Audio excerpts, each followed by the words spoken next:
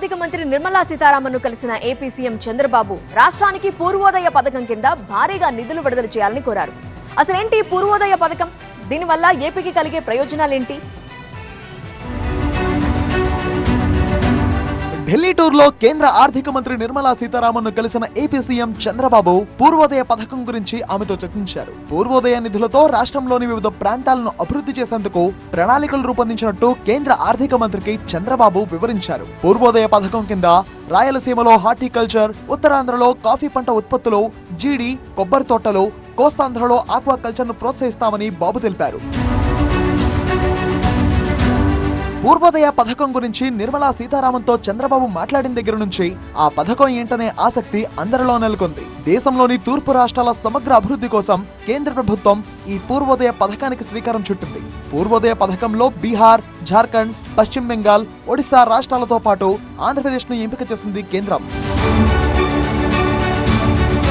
దేశానికి తూర్పున ఉన్న ఈ 5 రాష్ట్రాలు దేవాలయాలకు నిలయం, సంస్కృతి సాంప్రదాయాలకు ఆలవాలం. అవి గతంలో ఎంతో సమున్నతంగా విలసిల్లాయని, ఆ పురాతన సాంస్కృతిక కేంద్రాలను మళ్లీ వైభవోపేతంగా తీర్చిదిద్ది తదనుగుణంగా ఆర్థిక కార్యకలాపాలకు ఆలవాలుగా మార్చాలి అనేది పూర్వోదయ ప్రణాళిక.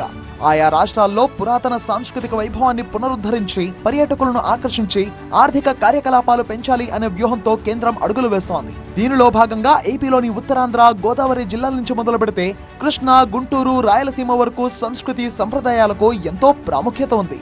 ఇక్కడి అందమైన ప్రదేశాలను, ఆలయాలను మేళవిస్తే పర్యాటకంగా ఎంతో అభివృద్ధి చెందుతుంది.